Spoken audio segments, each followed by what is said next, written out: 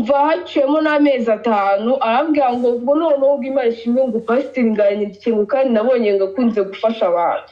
Ndabwo ati rero uriya muntu arakujyana muri sauna nayo niba yanjyanye aravuga ati ngo wabonaga atari byo ngo wabona atangira muri sauna ngo ngende umuntu mukuru reka njye kureba. Ndabwo ati rero wa mukobwa we ko tuziranye na profete ko muzi ahantu abeshya abantu gagiye kubafasha kandi agiye kubajyana muri sauna. Arambwira ati ngo reka njye kugerageza ngo ngende. Ubwo yazaga akambwira ngo ahantu yamujyanye numva kuko ibyo yakoze ibintu byose turahuje. Akora ibintu mwagira ngo ni ibintu ari kwikurira mu bantu. Ubwo arambwira ati kuko nabone ese ngira ubwanda bwahita no muntu sinzi ibyo kabisa ngo nahitaga njya kwambara. Njya kumva asohoka bambwira ati ngo none se ngo wabariye ngo ukaguma hano ngo gatonya ngo tugasangira ngo kuko nawe ati wapi ngiye ntago nyanywa inzoga. Nguye ngo nta kibazo ngo wabyiga ariko ngo wabyiga ngo nawe ukanywa inzoga ngo tukaza gusubiramo mu kanya muri sauna. Ndamubwira ati sauna ntago nkorana nayo ahubwo mbwira ibyo wavuze ngo tuze twanirireho ngo hoya ngo yisengera gahunda ngo reka ngo ngende ngo nyandikire ngo ukore ngo budget ngo y'ibintu ngo ushaka gukora ngo mbwira n'amafaranga ngo wifuza ngo nyaguhenga ariko ngo ngori mbuza shaka dusangira gakantu ngo ise mbona ngakazi kihuta ngo reka ngende ngo nahita gafata moto ngahita ngenda nanjye. Urakoze cyane.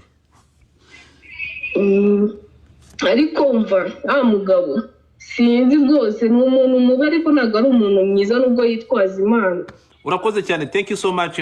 Ndagushimiye Linda. Okay. Uyu nguyu reka mbe mu dropping mfite abantu benshi.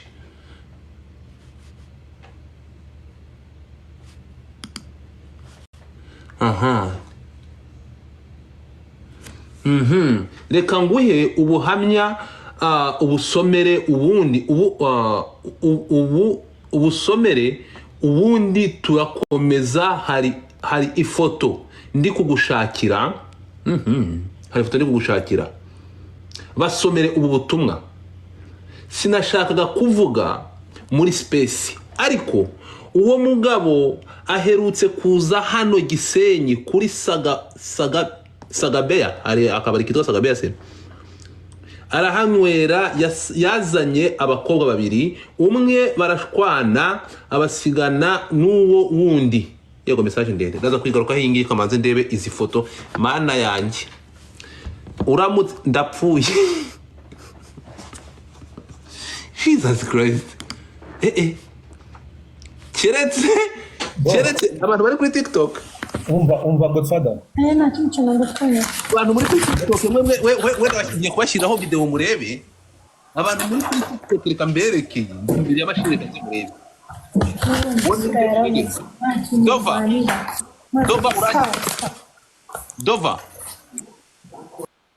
Dova manura ariko Cedric urazamura abantu utanareba niba hari ikintu kizima bagiye kuvuga. Yego arafite icyo avuga. Namanuke ntabwo agomba kutuvanga n'urusaku arimo namanuke. Dufite abantu Dova yanditse ngo ngiye amaze kugira itagutuka wagira ngo baraziranye menya. Dova namanuke niyongera azamuka ave mu rusaku. Ntabwo aza imbere y'abantu 400 na kuri Twitter mfite abantu 300 na ntabwo ari uko bikora. Ntabwo uzi imbere y'abantu 500 ko ufite ubuhamya duha agaciro uve mu rusaku. Sibyo kuko ubutumwa dufite ni bwinshi. Bw'uyu mugabo n'abantu umugabo ibintu yakoreye umwanda ni benshi. Hari byinshi. Sande ndashaka kugira ngo niba wowe witwa Sande wa muntu yitwa nde? Ubusomere ubundi turakomeza hari ifoto ndi kugushakira. Arongera ati basomere. Ubundi ati sinashakaga kuvugira muri space ariko umugabo aherutse kuza hano Gisenyi kuri Sagabe arahanywera yazanye n'abakobwa babiri, umwe barashwana abasigana n'uwo wundi. Nge nari mpicaye iruhande uwo basigaranye sinzi uko byagenze ajya kuri phone birangira sohotse. Hashize akanya yinjirana n'akandi gakobwa nzi ko mu mbuga ngari. Akazanira icyo kigabo. Nta kindi yakoze yahise amusukira inzoga barasangira. Wa mukobwa bashwanye kare akomeza kubabwira nabi abaka telefone ye bari bamwatse, ngira ngo ubwo bangaga ko yabavamo yabamo abafotora, birangira asohotse aragenda, mugenzi we aramukurikira, ubwo kakana gasigarana n'icyo kigabo. Hari umutipe ufite iyo foto araza kuyimpa kuko yabafotoye batarimura shaka Kinyarwanda hano kiragoye, batarimuka, abandi bantu baramwegereye. Uwo mutipe ufite iyo foto namubuze, ndaza kuyisaba arayimpa nyiguhe WhatsApp gusa, sinzi niba iyo foto yajya hanze kuko uwo mwana afite 17 cyangwa 17. Umunyeshu ngo reka mbisubiremo, sinzi niba iyo foto yajya hanze kuko uwo mwana afite 17, ubwo ni 17. Ni umunyeshuri kandi amakuru mfite nuko ataraye iwabo iryo joro. Ndashaka iyo foto kuko umutipe wayifashe ari kumwe n'ako kabebi bamuzaniye, ntabwo ari kwitaba. Nanjye mba narayifashe, ariko ahantu twari twicaye byarangiye bahatwimuye. Nihangane, yanditse ibintu bifatanye ariko nshishirije n'iyo message. Reka amafoto aze kuza. Ibi ngibi uyu muntu si wowe umuzanye ngo bamwita nde? Ngo bamwita Ntuza, niko yitwa kuri X. Ariko uwo Ntuza anyandikiye kuri WhatsApp, ntabwo ari umuntu wihisha. Aravuga ati sinavugira kuri X, sindi kwihisha, ngiye WhatsApp yanjye. Iyo message yampaye kuri WhatsApp. Oya, n'abari muri hano kuri X barebe muri commentaire, uwitwa Ntuza yigeze kuzamuka hano agiye kuvuga biracika, ariko yari yanditse ngo afite amakuru, ndatekereza ari yo yahise ahangaha mpereye ndapfuye. Hero mutuye hehe? Ndi kumva nabafasha. Hero dutuye Kimisagara. Mana we, wumva gusenga. Haleluya. Nurumuka ukomeze ukuyobore Joshua. Ahita muha nimero hano.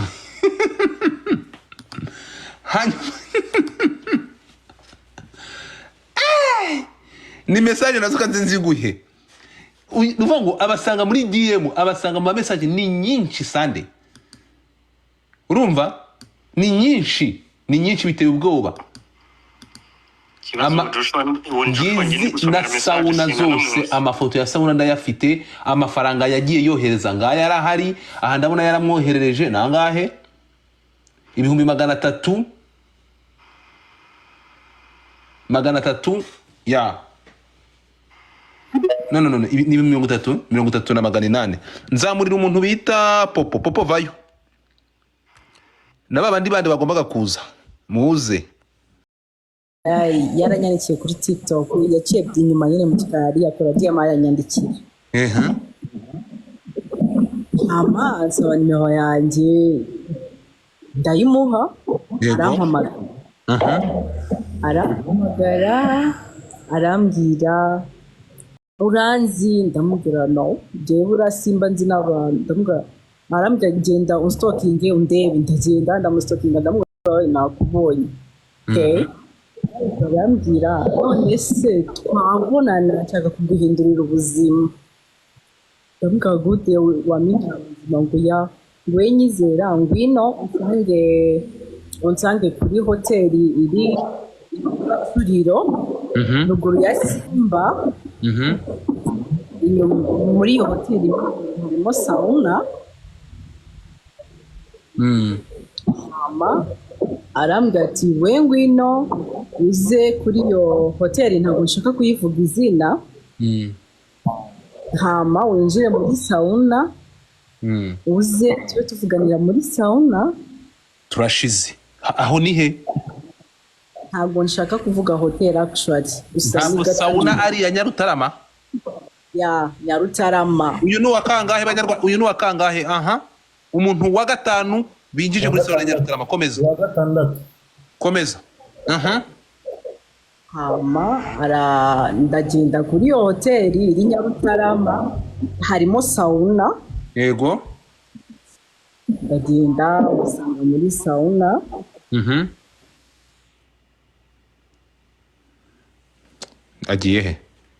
Agiye he ntabwo nawe afite abamodereta bahawe ruswa bakaba bari kwirukana abantu. Kamanzi mvana haba modereta bose. Oya Godfather. Ni connection yiwe ntabwo ari moderator. Wari kubibona? Ntabwo ari aba moderator. Abantu kuki bari gusimbuka Kamanzi mvana haba modereta bose.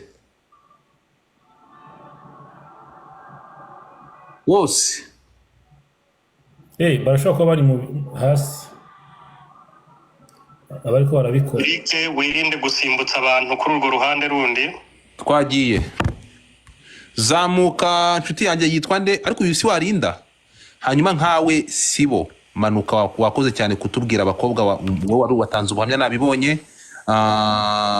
DJ Matrix urahari? We DJ. Nkaya mase. Uranyumva ntunyumva? Sadike mutinga gato. Thank you. Wa mwana ugiye ninde mu mungarure Grace. Soza kuko nagufataranye kuko uyu mwana yagombaga kuri telefone mu byari bikenewe. Ijya mbere. Umwana wawe yaje gupfa uyu muntu ate? Nukuvuga ngo yaje kubireka kubera ko namubujije yari yamubwiye nyine ngo afata moto muri ya mafaranga nyine yari yamuhaye. Ndamusange Nyarutarama aramaze ati Nyarutarama ahantu uzi ni hehe ati nzi aho bita mu Kabuga atuze tuhahurire ati hanyuma nyine umushinga wawe nguha amafaranga. Umwana ndamubuza bivaho ntiyongera no kumuhamagara ntiyongera no kumwitaba ariko ndarakomeza aramuhamagara ageze aho noneho nganamubwira n'abaramubwira ati niba utabishaka udashaka amafaranga yanjye hari abantu benshi mba nkeneye gufasha umbwire nyine mbivemo. Umwana aramubwira ati ntabwo byakunda ati nabigishijeho inama ababyeyi barambuze. Arangije aramubwira nyine ati ugiye kwipfira uri umukene nyine uzapfura akagoryi ati umuntu ungana gutyo ubigendera mu by'ababyeyi nyine ufite ibibazo ati rero niba ubyanze bwari ubufasha ntabwo ryari itegeko nyine bwari ubufasha naguhaga ntuzagire umuntu ubibwira ngo harya wabibwiye mama wawe undi ati naramubwiye umubwira n'uwundi we. Umwana aramubeshya ati hoya ati ntabwo namubwiye nyine uwo uriho nari namubwiye ko ari umuntu ushaka kumufasha ati ntuzigere ubivuga ati ngiye kubera yuko iyo nshatse ndasenga umuntu akabaho ntanabishaka ngasenga agapfa. Uzaramuka ubivuze nkamenya ngo warabivuze ngo wenda arambajije ngo umwana wanjye wari ugiye kumufasha ibiki n'ibiki ati ngiye mba nshaka gufasha umuntu mu ibanga kuko ari byo Imana insaba ati uzaramuka ubimubwiye nzagusengera uzapfa. Ngayo ngo mwarenzaho iki n'icyorezo kabisa.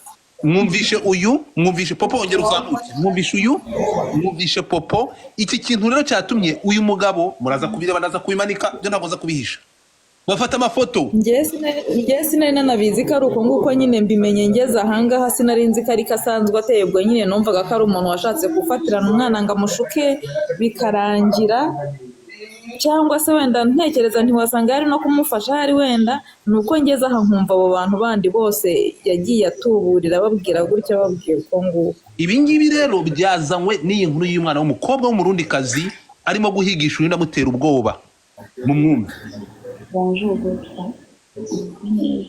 Nikate nitwa Naila. Naenda kwandika kuri TikTok na nimero yawe.